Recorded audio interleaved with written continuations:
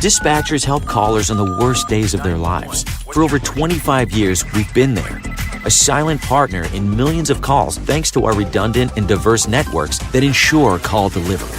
Today, cities are bigger, traffic more congested, and the challenge is more complex. But you're never alone, because InDigital is quietly improving, implementing, and driving the next generation of 911, so you're supported in every situation. Make the switch at indigital.net. My job is all about purpose. Just the ability to make a difference, to help someone be able to go home at the end of the day. My great-grandfather started the volunteer fire department in Springfield, Nebraska. My grandmother was a nurse. My uncle was a fire chief in Atlanta, Georgia. So somewhere down the line, it was my purpose to be doing this. Yeah, we're a family here. The data we get from Rapid SOS is life-saving.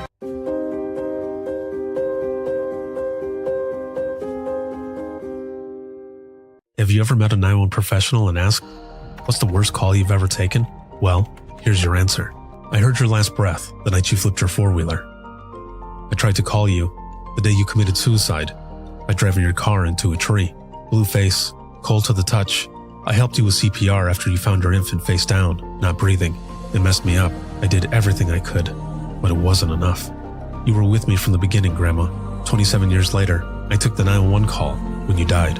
How fitting to be there for me in the beginning, and I was there for you in the end. I miss you, Grandma. I am 911. This is but a glimpse into the world of emergency dispatch. But what is it really like to answer a call during someone's nightmare? What is the impact of the first responder answering the call? Available on Amazon or where you purchase your favorite books and ebooks. Imagine listening. Your worst day is our everyday.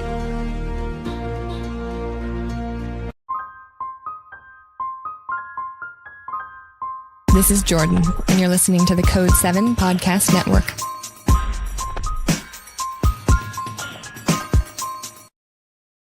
Warning. This episode contains the 3 A's of podcasting: adult content, adult language, and awesomeness. You've been warned. I start to hear screaming. And I said, "Sir, are you okay?" And he said, yeah, I'm okay. And I said, "You told me there wasn't anybody else in the house." And he said, "There's not. That's my dogs." And I had to listen to those dogs scream because they were burning alive. Jeez. Yeah. And I left that morning and I bawled. I get emotional now. All the way home. And a good friend of mine who was on that department, I talked to him later that day, and he said, yeah, he said that was pretty bad. He said, and it really pissed me off. The dogs were in a crate, just inside the door.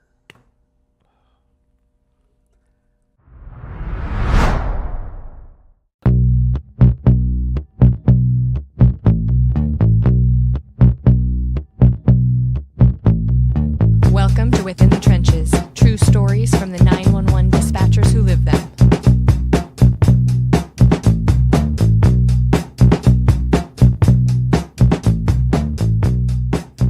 Hey, what's going on? This is Ricardo with the Code 7 Podcast Network, and this is going to be Within the Trenches, true stories from the 911 dispatchers who live them. This episode is sponsored by InDigital as well as Rapid SOS, and a big shout out to subscribers as always. And all of you who are watching, supporting, listening, and sharing, thank you for everything, because I wouldn't be able to do what I do if it wasn't for all of you. So thank you very much. A lot of stuff has been happening, and it's currently November 4th, 2025. But depending on when this comes out, it might be later. So I'm not sure. But I'm currently here live at Cass County 911 in Michigan with Anthony, and we are about to get started with this episode. I'm excited to have you on, man. How are things going? Things are good. Things are good. We're moving along. The staffing is doing okay. Working on filling the last open spot, but we know we've got some retirements that are coming, so we'll enjoy it while we got it. Exactly, yes. And Anthony's a supervisor here, but what I didn't get from you right off the bat was, how many years have you been in public safety? So public safety altogether, I'm approaching 24 years. 24 years. Well done, man. Yeah, 24 years in April. So when you first started, did you think you'd be going this far? No, and I definitely never envisioned myself being here. Yeah. I never really thought of myself as somebody who worked in an office space. I worked factory jobs and I worked some other stuff, but never this. And now I couldn't imagine anything different. That's awesome. That is very cool. I think a lot of us ended up getting into public safety with that thought process that I'm not sure where it's going to go, but I'm going to try it and we're going to see what happens. But for you, how did you get involved in public safety to begin with? So I was around the firehouse all my life. My dad was on the fire department. My uncle was on the fire department. So when I turned 17,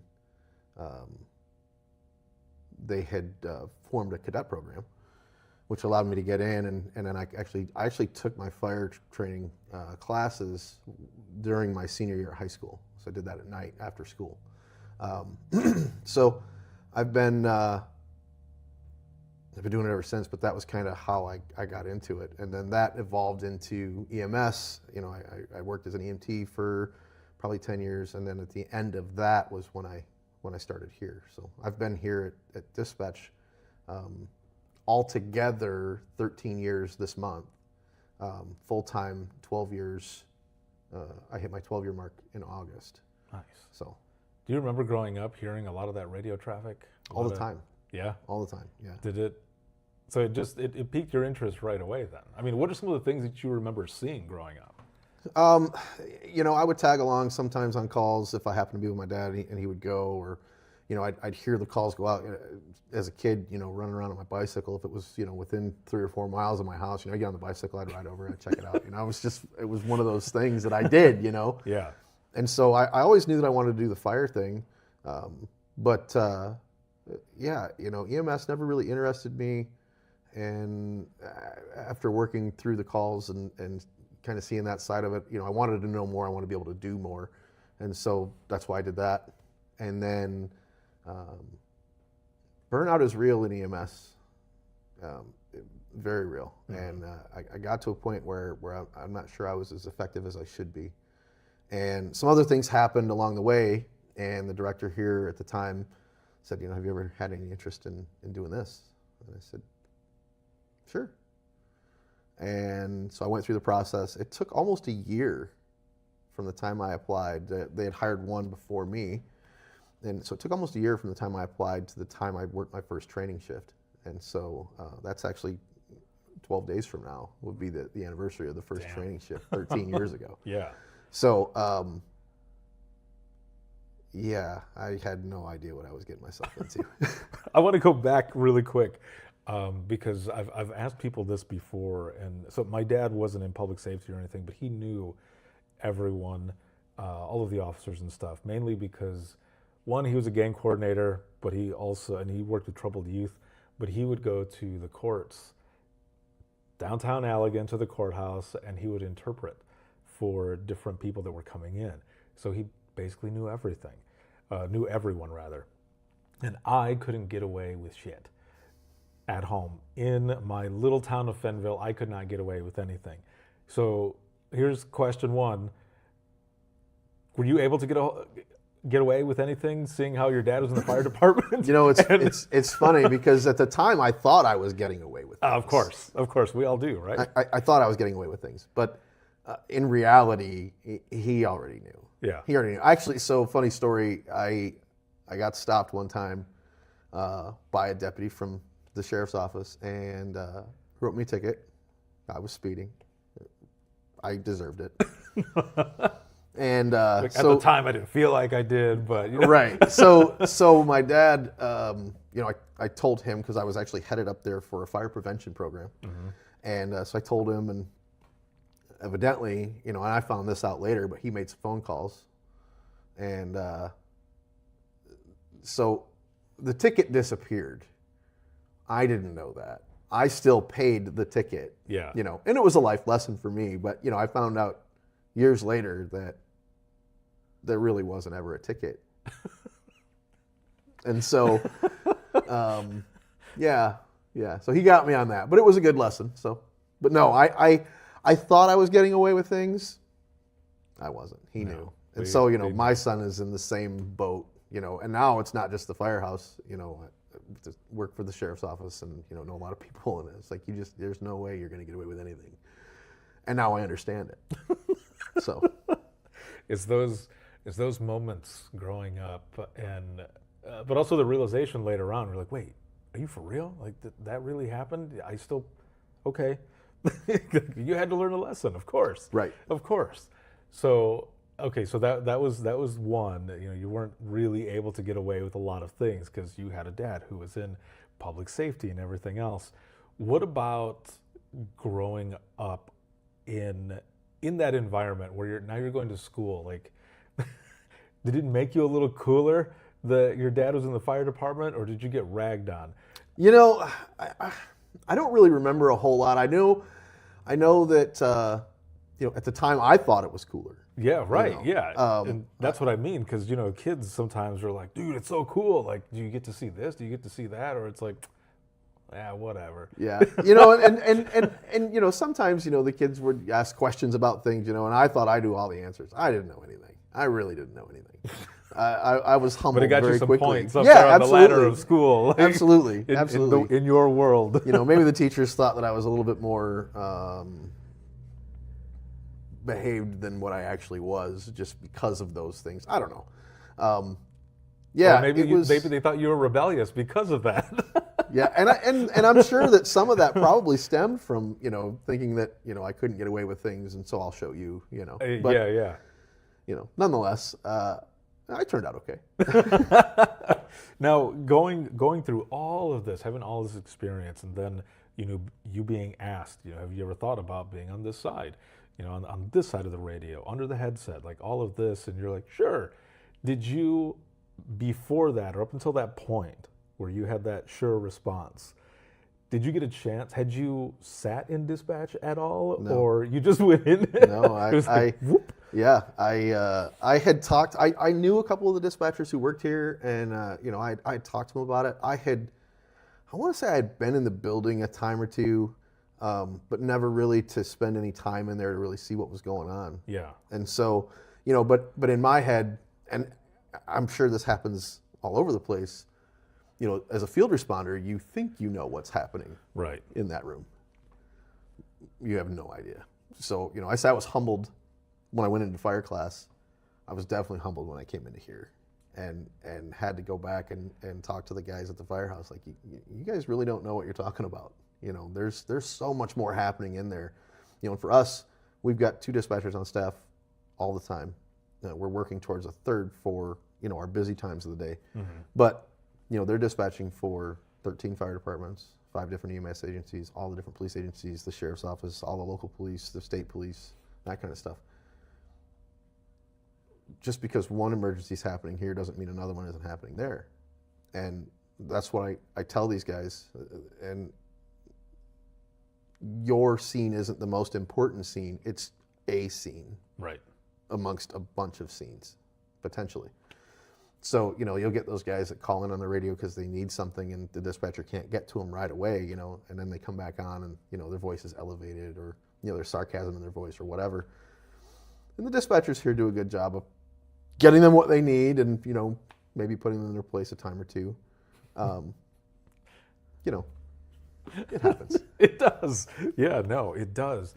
So you end up, so when you actually stepped into the dispatch center, was this after, I don't know, did you have an interview, or did you just came in and they're like, we're just going to show you, and if you want to do it, you can do it? So I came in and I met with the director, and I did the test that they had and all that.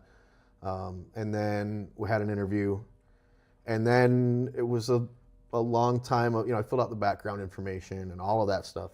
And it was a lot of emails back and forth, you know, because like I say, it was quite some time. Yeah. You know, where are things at? Are things moving forward? because the more I thought about it, after going through the initial part of it, I really kind of started looking into it and what all that entailed, and I was very intrigued. And so, it was, I wanted to know what the other side of the radio looked like. And so I came in and did more observation, anything for the first couple shifts, when I was starting my training, and learned very quickly how much I didn't know about what goes on in that room. And so then it was like, okay, I got to take this serious, because there's so much to this, and if I mess it up, there's so much on the line. And so that changed my whole perspective, and that's when I really started putting it out to people that I knew, like some of them would say, well, what kind of money do you make there? So I would say, and they're like, wow, that's pretty good. And I'm like, but what I've learned is they're not paid well for what they do. They're paid well for what they're prepared to do. Yeah. And so a lot of times, it always seems to work out when somebody comes in to sit in shadow or sit and just kind of observe and see what's going on. Nothing happens. Nothing happens. Yes. And so occasionally, we'll get them, and it's busy, and the phone doesn't stop ringing, and the radio's going off, and they've got 17 things going on at once, and they walk out, and their eyes are just huge, because they can't process what they just experienced. And that was kind of me, in the beginning, when those things started happening, because I started, late in the year, so snow started happening, and car accidents, things like that. Because everyone forgets how to drive in the snow. Nobody remembers that here for years. Yeah, everybody thinks that the meetings are in the ditch, and yes. Yeah. Yeah, and in Michigan and probably other states where it snows, we have what we call ditch time. Yeah. So make sure you leave early, just in case you go into a ditch. That's what ditch time means. Try saying that in a southern state, and they're like, what do you mean? I'm like, well, and then you explain, and oh, yeah, well, we don't get snow here. Well, that's why you don't understand. I'm sure they have their own equivalent of it, though. Well, yeah, I mean, and I don't know a lot about, how the southern states operate, but, my understanding is that, there's a couple flakes and things close. Exactly, yes. So everything closes down.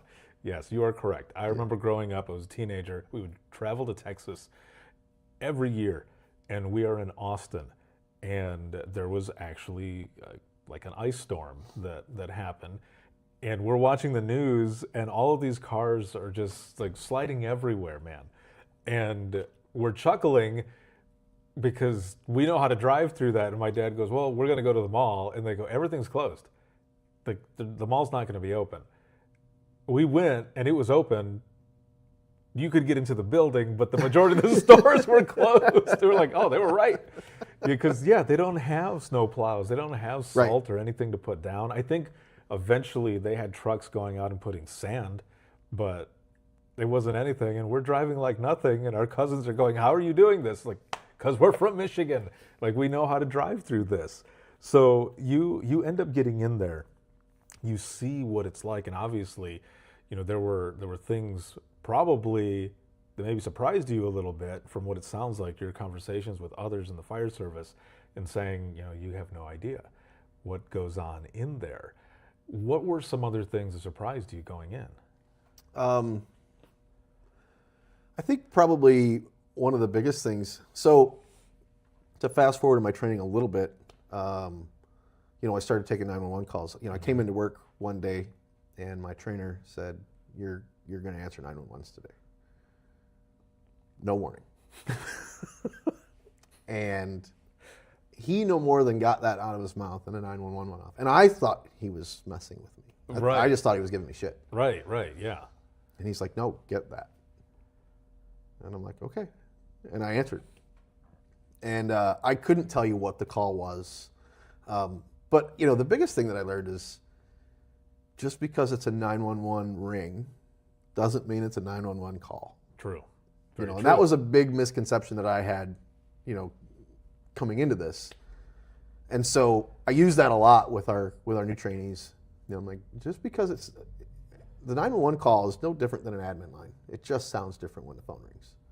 You're going to treat it the same way. Mm-hmm. You're going to go through your line of questioning. You're going to go through your EMV protocols. You're going to, but that was that was a big misconception for me, was that, if 911 rings, somebody, has an emergency. But that's also coming from, and I knew like we would get sent to things that weren't necessarily what was reported and things like that. But again, not knowing what happens on this side of the radio, that's just how I thought about it. I was surprised by how many different passwords I had. Lots of passwords, and they change, all the time. Yes. So all the different systems, all the different things to, that was, remembering that I had this to look into to find information, and that to look into, and I can use this form, and it was information overload. Right. And you start to hit that wall where you're like, I'm not quite sure if I can make a go at this. And then all of a sudden the lights come on and everything makes sense. Right. You're never gonna know everything, but you can get into a really good rhythm, and that's what ended up happening. So the interesting thing from my training perspective is I was training. So my trainer's partner was the person who got hired before me, and so he had 7 or 8 months of working. And so my trainer gave me what I needed, but let me be partners with his partner. And he taught me a lot that he had picked up, and tips and tricks along the way. And so it was unique for me in that aspect that, he was fresh out of training, but he remembered it. And he was very good at communicating. And so I learned a lot from my trainer, but I learned a lot more from my partner. And we ended up being partners for 4 years. And we were the shift everybody wanted to come to. It was it was fun. We had a great rhythm, and then I got switched. And I didn't like that. Yeah, that always sucks when the party's over, in a sense. Yeah, because you don't realize how connected you are to people. Right, exactly. And so I was told, it'll make you a better dispatcher. It's good for you, and I didn't believe it at the time. It really did. It really did help, and it was worth the switch. What are some of the other earlier calls that you remember when you first started taking calls? Because I know, like for myself, there were some times where non-emergency calls, I would answer those while in training, and especially right when I got off and I wasn't in training anymore, but there were a few while in training that I took that were non-emergency, or through the non-emergency line, that is, and they ended up being suicidal callers. We had an old phone system. Now, this is 2005, 2006, and this phone system did not have caller ID. So if someone is calling on the non-emergency line and they hang up, there's no way for me to get a hold of that person. And there were a couple times where some of those non-emergency calls came in that way. And I remember looking over at my trainer, and my trainer just kind of throws her hands up because she goes, there's nothing we can do other than hope and pray that this person calls back either on 911 or on a non-emergency line again. Because even if you ask immediately, like we do in our line of questioning, your phone number and all that, how am I going to get a hold of that person if I don't have that? If they almost immediately hang up, if they call up and they say, I want to kill myself, and then hang up, and you're like, oh no, I don't have a way to get that information. Or on 911, as you're saying, I had the same misconception where I was thinking, okay, every single call that comes in on 911 is going to be crazy. And then someone calls in on 911 and they go, oh, it's actually not an emergency, but I was wondering if you could tell me when the parade times are going to be. And I'm sitting there, oh, okay. We're not freaking out here. This isn't an emergency, but they're calling on 911. It's like when they call and ask what time the fireworks start. Yeah, exactly. It's really hard to not give them that answer in such a way that they understand your sarcasm. They start at dark. I'm not quite sure what time that is, but I'm sure you can Right. Google At what dusk. time does sunset. A lot of my partners would say, yeah, it's at dusk. What time is that? I'm like, just when it gets dark. My response usually is, I could Google that for you, or you could Google it yourself. Yeah. And then it's like the light kicks on in their head, and they're like, oh, I could do that. Yeah. Sometimes they're like, yeah, could you do that? And I'm like, yeah, sure. I can't explain it sometimes, but it definitely happens. It definitely happens. Do you remember some of those other early calls that you were taking? Maybe not your first call, but some of the earlier ones where either it was during training or you just got off of training. Because I feel like when we just get off of training, that is when some of the stuff starts coming in right away. Almost as if the dispatch gods or the universe is like, hey, welcome to dispatch. Yeah, yeah. So, one of the calls that I remember, it was during training. We had a call from a guy, at least I believe it was a guy, and this was before Rapid SOS or any of that stuff. So you might get a phase 1 or a phase 2. We got a call from this guy who was in severe respiratory distress, and so I'm trying to get his address from him. He's not able to give me his address. I can tell he's having a really hard time breathing. And then he kind of goes quiet.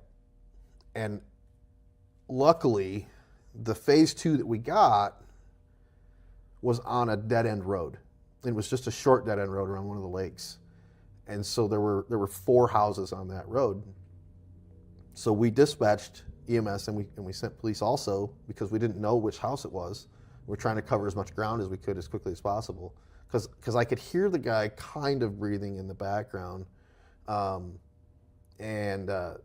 So they got out there and they started knocking on doors, and 3 houses they actually answered the door, and it wasn't there, so that left them with the one, and luckily it was the right house, and they were able to get in and take care of this guy.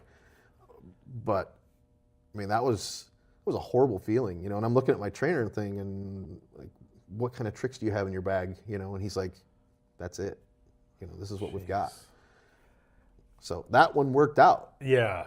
But, I mean, I can only imagine how many didn't. Right, exactly. And so, and I'm glad too. That was probably pretty gnarly, right? Going into it and thinking that's it. But it ended up having this good outcome, Right. which was good. But you're right.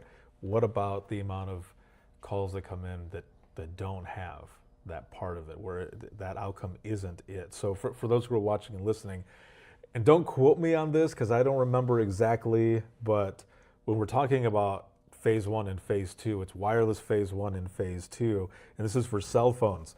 So before all of this newer technology and everything came out, and again, I don't remember the exact number, so I'm just ballparking this, but wireless phase 1, it goes off of the address of the tower, and like the cell phone tower, and I believe it was between 3 to 12 mile radius of where you could potentially be standing or where your emergency could be. And we would have the chance to get a hold of the cell phone companies to see if they could get a better location, but it always didn't work. And wireless phase 2, I think, would put you within a 3 mile radius, but that's a triangulation of 3 different towers going to where you are in the middle. Again, I don't remember if those are the actual numbers. It's probably changed now since my time in dispatch, but that's basically what it was. But that's what you worked with. And if you could get closer, awesome. If not, you'd have to send an officer out to check the area, and hopefully they find the person. Yeah, this one dialed in. It was probably 1,000 feet. I mean, it was, like I said, it dialed down to that one small road. Yeah. So we knew we were close. We were in yeah. the ballpark anyway. So it was just, I don't have an address for you, but I need you to go start checking these houses on this street. Somewhere there, somebody is having issues. Jeez. Yeah, and then that's when, the officers are like, okay, we're at this address knocking and talking. We're going to the next address. How did it feel? Do you remember like a feeling of relief?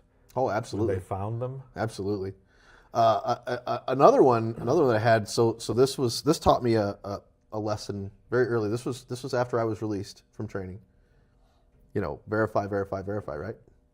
And so I take a call, and it's a difficulty breathing call, but I'm talking to the person who's having the issues, and I hit the 911 button so it pulls the information into the CAD, it drops in.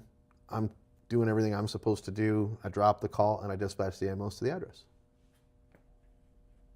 Except the ambulance goes and says, we don't see this address. I never verified the address. Luckily, where I sent them was about a mile west of where the call actually was. I called the caller back, got the information, and sent them.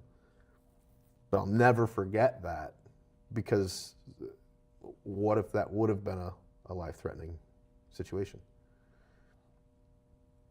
That extra time could have made the difference. And so that call sticks with me a lot. And that's anytime I go sit at the desk, I remember that, and I always verify. Oh man, there are moments like that where it ends up sticking with us, to where it's almost where you like, this is my call type. Like, this is the type that not that you wouldn't do it for any of the others, but because that specifically happened with that, and that sticks with you, like, that's your call.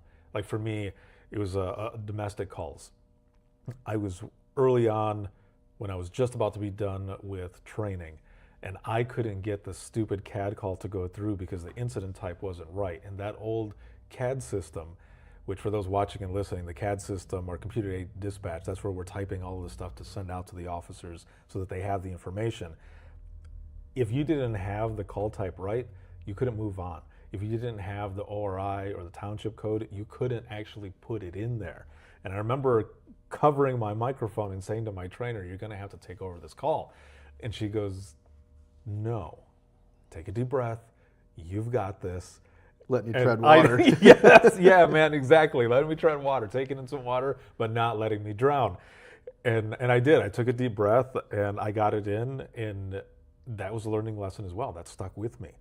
And I thought, man, every domestic call that comes in, like, it made it that much more personal to me, because I had that moment where I froze because I couldn't get that in. And I was like, no, I need to tag you in. But she did what she had to do.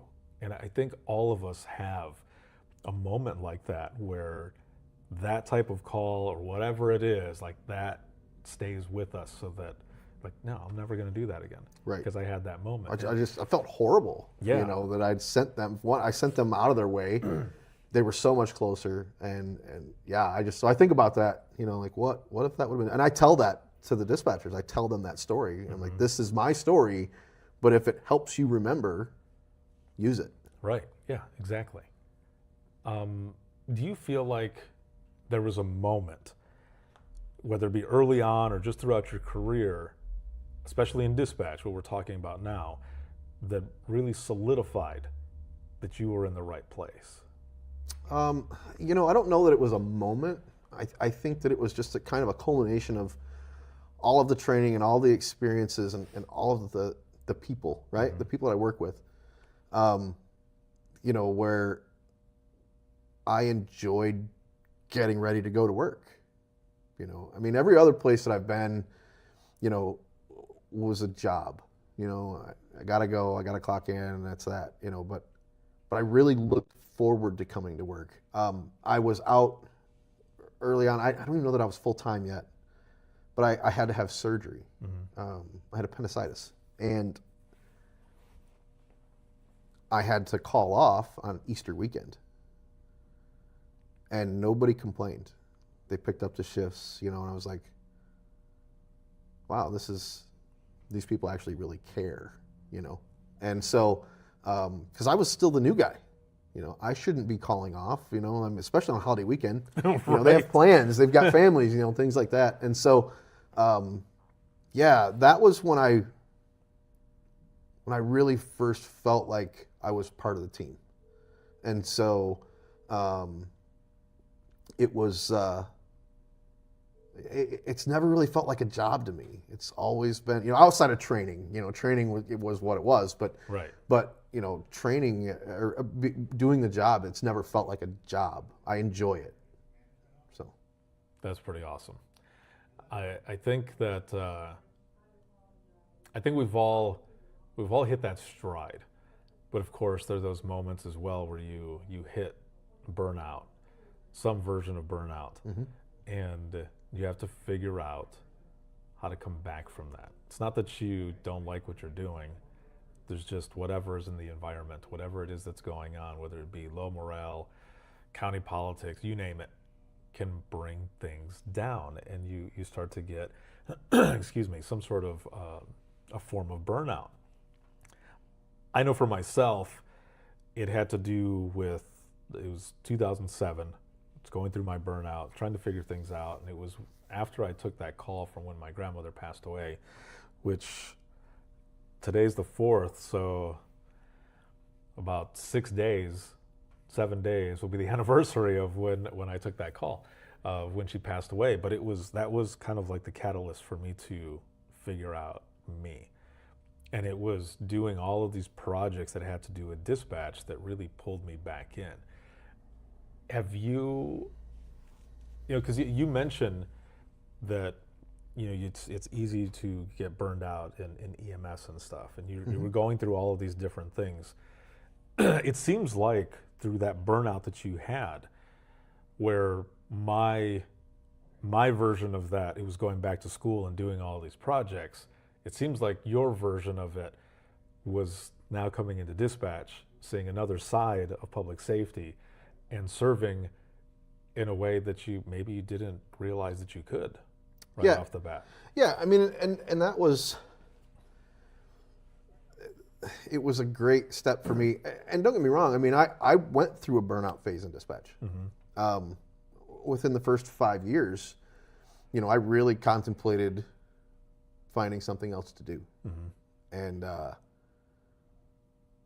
but I wanted to give it time. I wanted to make sure, one way or the other, I was going to do what I was going to do. Yeah. And that lasted probably 4 to 6 months, where I was like, I just don't know, I felt like I was at a fork in the road, where do I continue down this road, or do I, and so I did a lot of thinking about that kind of stuff, and what this place offers, and what I don't know what I was going to go do.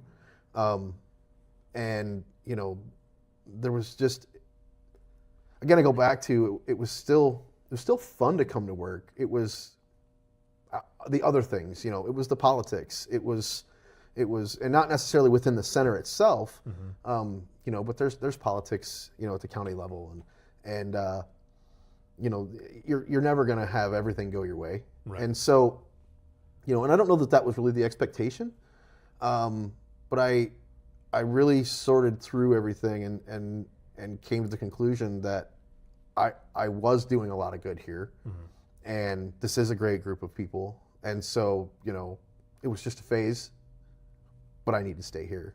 And staying here, I was able to promote, and so now I'm helping in a different way, and I love what I do.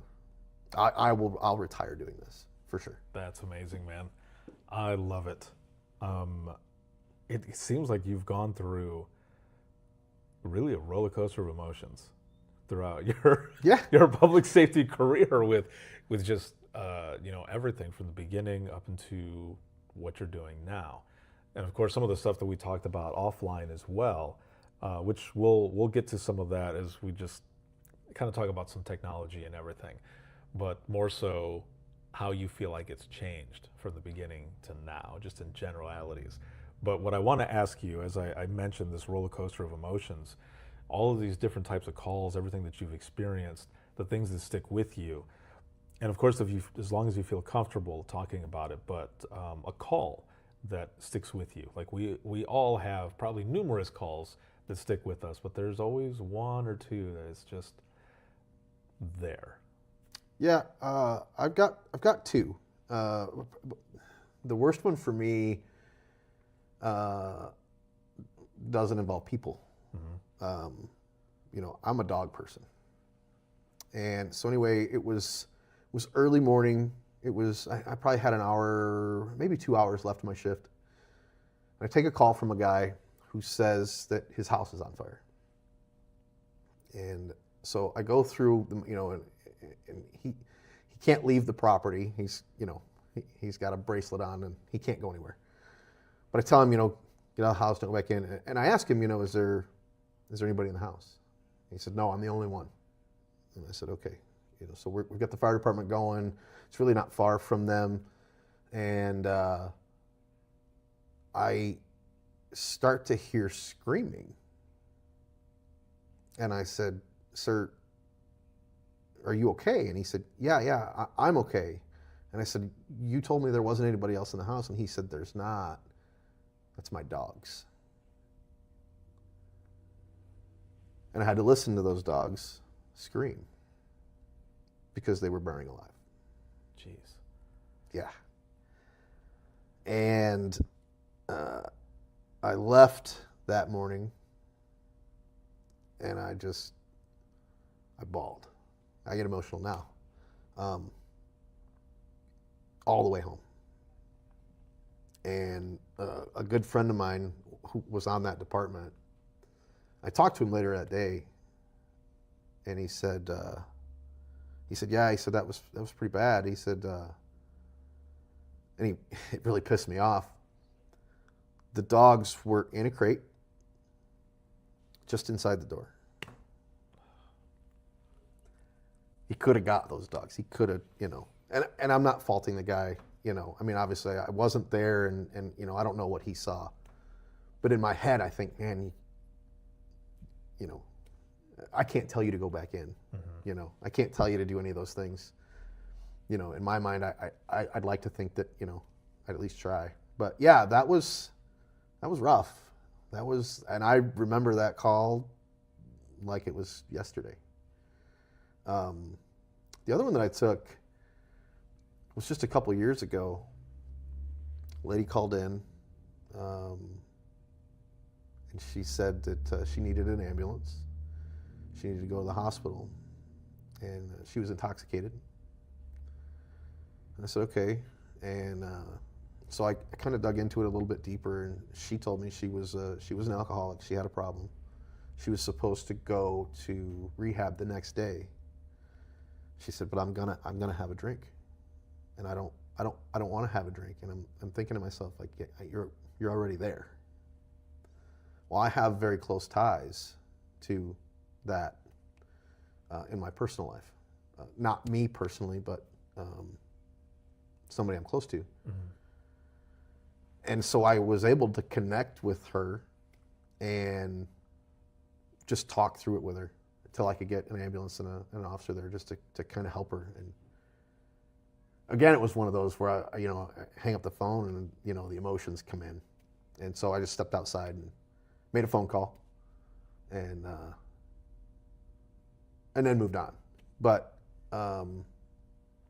yeah, that call sucked too, because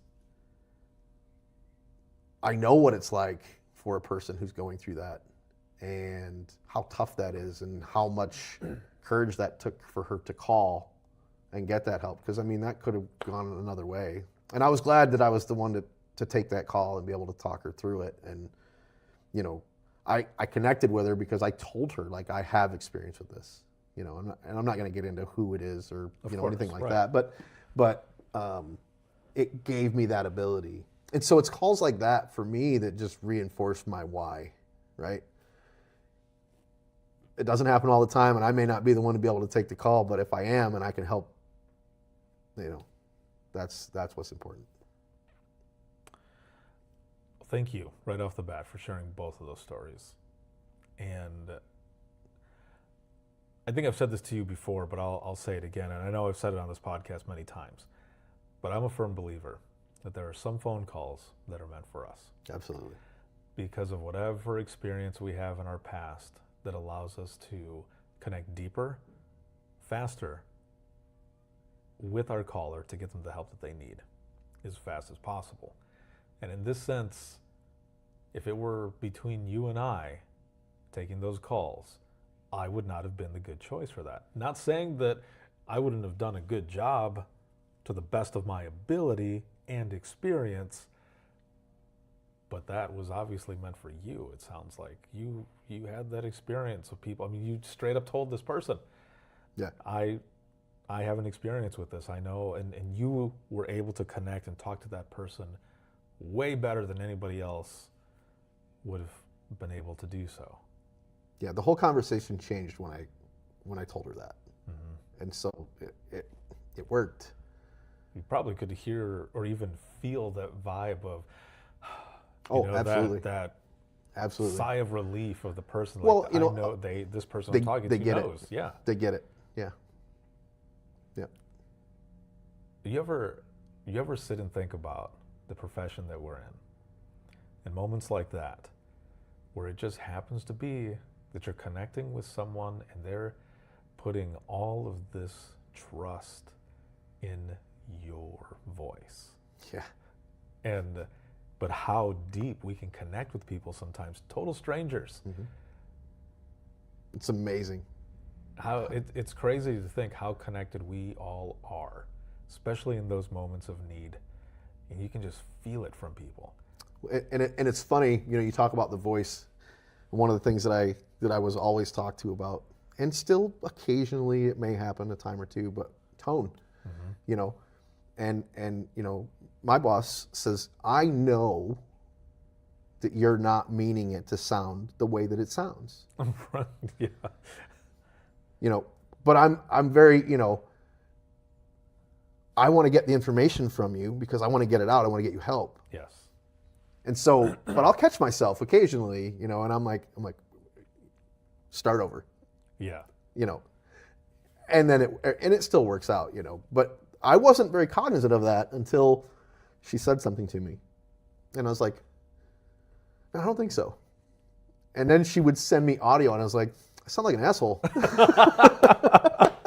Like, you know what? Maybe you're right. I sound like an asshole and I'm going to work on that. Yeah. And so, she kept sending me those different things, good and bad. Yeah. And so that helped me a ton. And so now I've taken that tool and I use it also. And, and I'm like, but listen, I did the same thing. So you're not alone in this, but you can get better. Right. We can always improve. Exactly. That's what's good about having a good support system and people that actually care, because she could have just let you, burn. Yeah. Just let you go down and then, hey, now you got a paper trail of sounding like an asshole on the phone Right. and stuff. No, we want you to stay. We want you to improve. We want you to see how powerful you are in just your voice because of your tone. Because Right. it might be the very first time that someone calls and you have a certain tone, even though you're not meaning to have a certain tone. But also, I think that's the other thing too, when it goes to the media and they like chop up these clips. Absolutely. And they're like, this person doesn't care at all. But there's so many things, and don't get me wrong, all those who are watching and listening, I'm not saying this to say this is the way it is. That's not the way it is. There are some folks that are assholes, and some of those folks don't need to be working in this profession. Right. But there are some other calls and circumstances where, maybe that person just listened to a mom screaming because their infant just died on the phone with them. And then they took the next call and their tone was a little off. But you don't know that person just listened to someone's kid die. Right. Like, there are some things that are like that happen. That's why I need to explain, because I don't want people to be like, oh, he's just doing this or that. No, there are different circumstances. There are different things that happen. And so, yeah, it could be that very first time that someone calls. And maybe you took a call where a baby died and your tone is a little off and you don't mean to sound a certain way. But also at the same time, we have to keep it in the back of our minds, because if it is that person's first time calling, they might not ever call again. Right. Because maybe, just hypothetically speaking, maybe they were going through a domestic violence issue. They're dealing with enough bullshit at home and they're calling for help. Right. And then they hear a similar tone or something that triggers them, and they're like, well, I can't find help anywhere. Yeah, nobody's going to help me.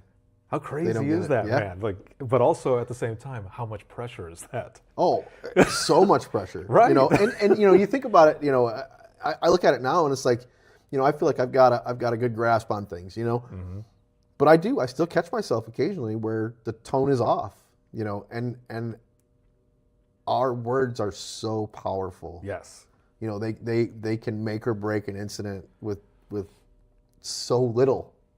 And so you have to be cognizant of that. You have to listen to yourself while you're listening to these people, you know, and that's a big thing with, you know, because we all have home lives, right? We all have things that happen at home. We all have different stresses and different things that are happening. You got to leave it at the door. Mm-hmm. It can't affect you here, you know, and occasionally, you know, I mean, I may hear somebody and, you know, I can tell, you know, they're just having a bad day. Like, hey, come have a chat. Let's talk about it. You know, just try to change their perspective, or I'll, you know, find a funny video on Facebook or something, and I'll go out there and I'll play it for them, you know, and get them to laugh a little bit, you know, just to try to change it up for them, you know, maybe take their mind off that for a second where they fall back into, you know, doing what they normally do. Right. So. Yeah. And that's also not to scare anyone. Yeah, that's a lot of pressure and stuff, but this is what we do. Absolutely. And love doing it. And there are so many more resources and so many things that people talking about it more. That's why conversations like this are important, so that people hear this and that they know that there is help, or that people do understand what is going on. Reach out if you need to. There are people there that care, man. And I love that you will pull them off for a moment, or show them a funny video, like you said, to kind of break them out of whatever funk is going on. I think the dispatch universe, or dispatch God's world, however you want to put it, sometimes do that for us. Maybe you'll agree, maybe you won't, but I feel like, at least during my time in the profession as a dispatcher and call taker, I would take crap call after crap call after crap call. The dispatch gods are like rolling the dice, and they're like, here's a funny one for you. And you don't think about it at the time because there's so much going on, but you think, you know what? I actually needed that. Yeah. I needed that break of chaos with that person calling about, you know, a raccoon that was chasing them, or, you know, something that just seems so outrageous, but mentally, you need that. You gotta have that. Right. It's so important. So, I mean, in some shifts you don't get it. Right. You know, it may take several shifts, and then all of a sudden something happens, and you're like, did that really just happen? Like, did I just take that call? Right. And then everything kind of melts, you know? So, no, I totally agree. It has a funny way of, you know, giving it to you for a little while, and then it's like, all right, we'll cut you a break. Right, exactly. Yeah, it's like the universe balances out. There's always some sort of balance, the light versus the dark. Like, there's always some sort of balance. So with all of that said, how do you feel like the profession has changed you? A big old sigh. You're like, well, how much time do you have? I think the biggest way that public safety in general has changed me is I overanalyze everything. Yeah. I look at situations from the standpoint of, how could this go wrong? And then, are there ways to mitigate those risks before doing it, right? You know, we went on a family trip a couple years back, and it was my son's first time on an airplane. And he wanted the window seat, and, you know, we did the whole thing. And, you know, we have that weird sense of humor. And so we start going down the runway. I look over and I said, well, either we make it or we don't. And he just kind of looked at me, and I said, you know, it's out of our control. And I like to be in control type of person, you know, whether it be a vehicle or, you know, whatever. I like that control. But it's really good to fly, because it forces you to let go of that and realize that that's okay too. So I overanalyze everything, and my kid hates it. Because I'm like, well, yeah, I mean, yeah, but, you know, and so yeah, I think that's probably the biggest way. But I kind of lost my compassion for people when I was working EMS full time, because I feel like there's such an abuse of that system. And coming into this profession, I think I found that again. I obviously we all take calls that, you know, we're like, that's bullshit, you know, whatever. But most people, I think, at least in their own mind, it's a serious situation. And so, you know, I was able to find my compassion for people again by coming to 911. And so, you know, I think that's probably two ways that my perspectives have changed because of this. I love that. I always like to ask, because I'm the same way, overanalyzing that, or if when someone's walking by and I'm just like looking outside, and my daughters will go, "What are they doing?" I'm like, "Nothing, just in case." It could be a dog walking by. I'm like, just in case, you know, something's going on, because I mean, you don't know, anything could happen. So my thought process is, there's a car that comes around, that visits one of these houses on a cul-de-sac. And the reason most of the time, well, all the time, when I'm watching people walking by, it's not because I think they're suspicious, it's because I know that that car comes hauling ass through there when they shouldn't be. And I'm hoping that no one ends up getting hit, but if someone does, I can run out there to assist. Right. And there's always little kids playing around. So if I see a dog running by and my daughter's like, "Oh, it's such a cute dog," I'm like, "Yeah," but I'm watching to make sure that the dog doesn't run after those little kids that are playing there. Because, yeah, I'm overanalyzing, or I'm just running scenarios in my head. Constantly. Right. Constantly. Thanks, 911. Yeah. But those things do help as well. The dispatch ear. You know, but that's a blessing and a curse. It is. It is true. You know, because you're walking through like a crowded place and you hear something, you're like, did I just hear that? You know, and then you, like sometimes you just kind of want to hover. Because that was interesting, you know, it's random things that you'll hear people say. Yeah. So, you know. Or on the other side, the hotel that I stayed at last night, you know, few rooms down the hallway, you don't always want to hear everything that's going on. Right. It's again, a blessing and a curse. Blessing and a curse. For the, just over 2 decades that you've been in public safety,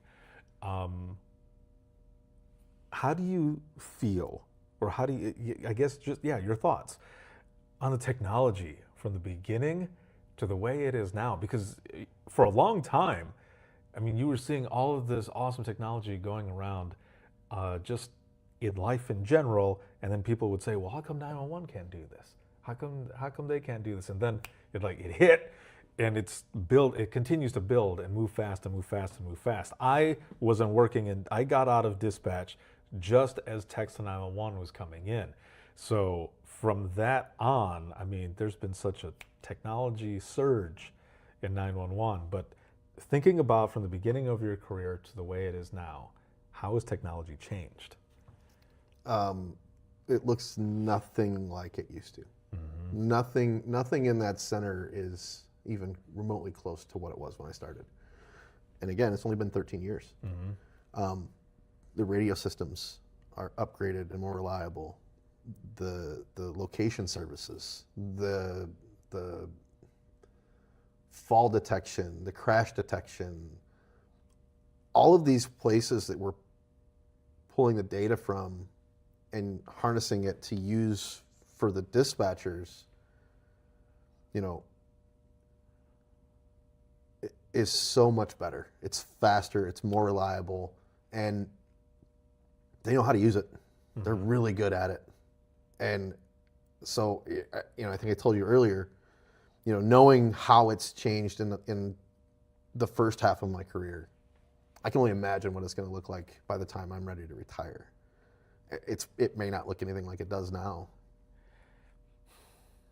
Very true. And the reason I say this too is because I remember the last year, I believe, that I was in dispatch.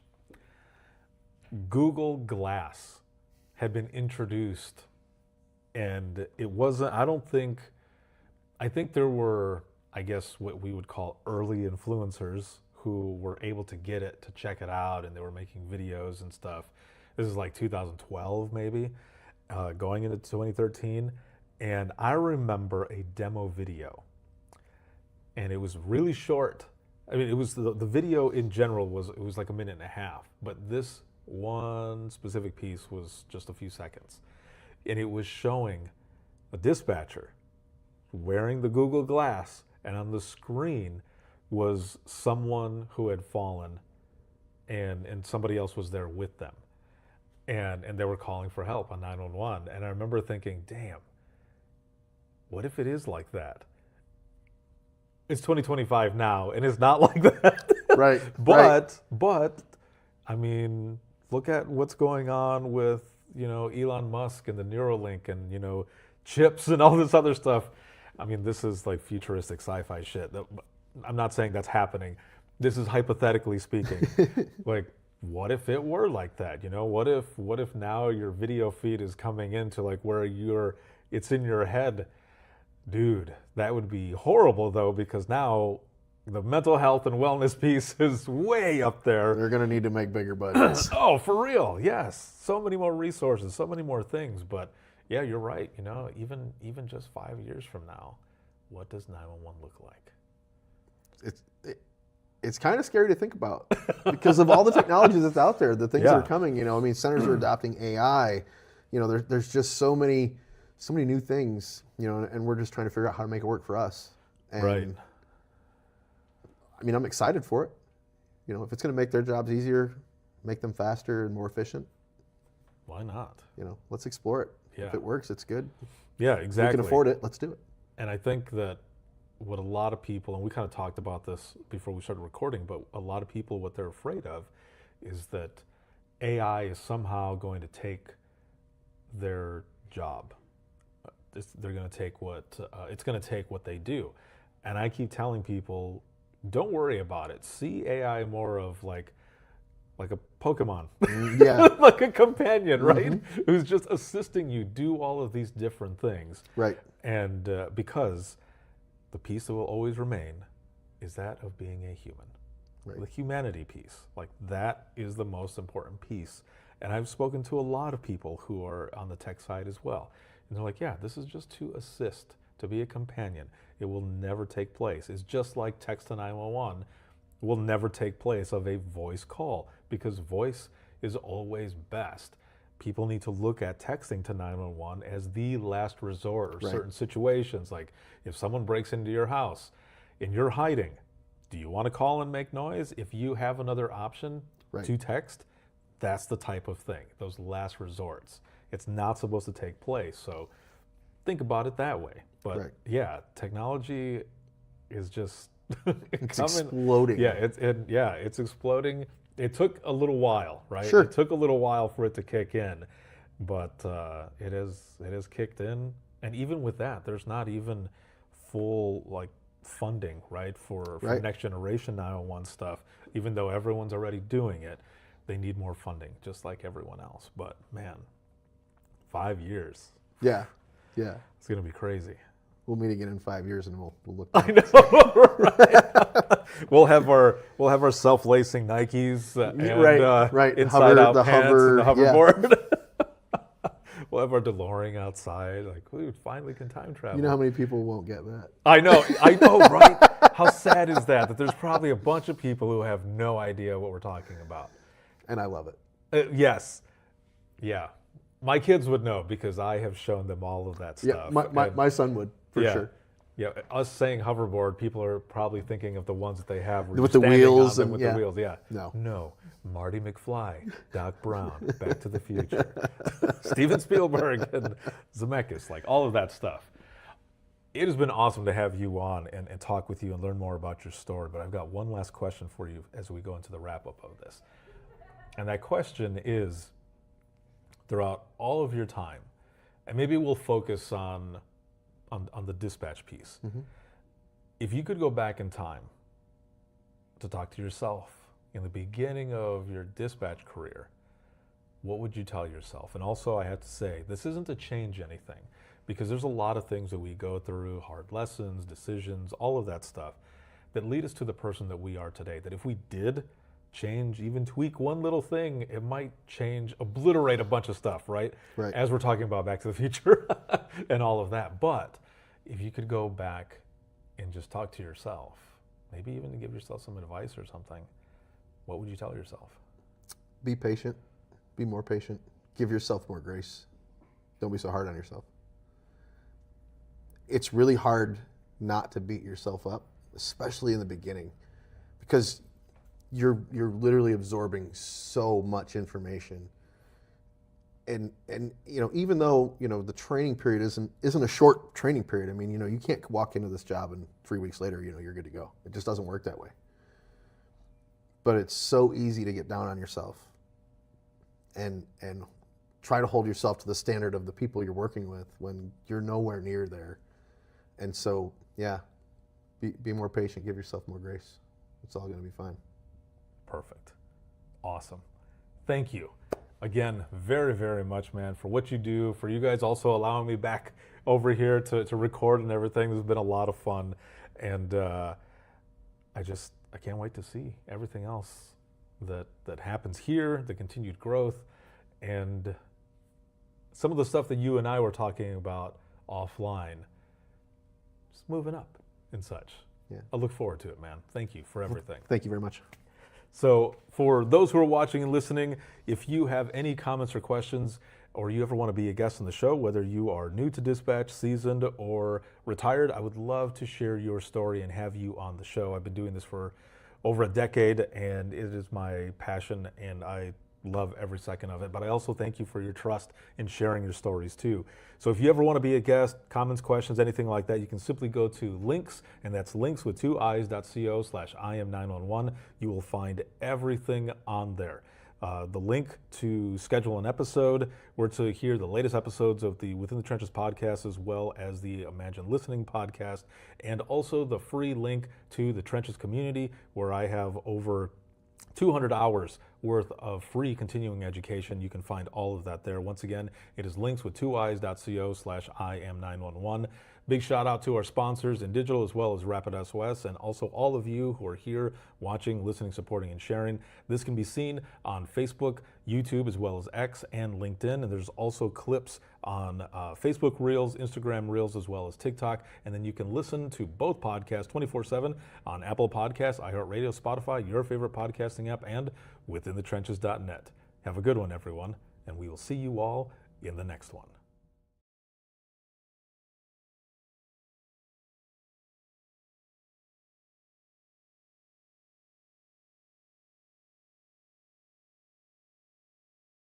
Imagine listening to someone's worst day every single day. Imagine listening as someone experiences life, through their worst nightmare to the miracle of birth or a life saved. I'm Ricardo Martinez, a former 911 dispatcher, and for years I've been recording the voices of a hidden world, ours. I've provided a space for 911 dispatchers to share their powerful stories. It started as a peer support session and continues. Dispatchers sitting together, sharing out loud, or writing down what they couldn't say. Some stories will grip you. Stories of heartbreak, resilience, and calls that haunt us long after the line goes quiet. But Imagine Listening is more than heavy emotion. It's about healing. It's about laughing through the chaos, lifting each other up, and reminding the world that dispatchers are human too. The lighthearted will balance the heavy. Experience the power of storytelling, a podcast for the thin gold line and those who want to understand it. This is Imagine Listening. Your worst day is our everyday. Subscribe now wherever you listen to your favorite podcasts.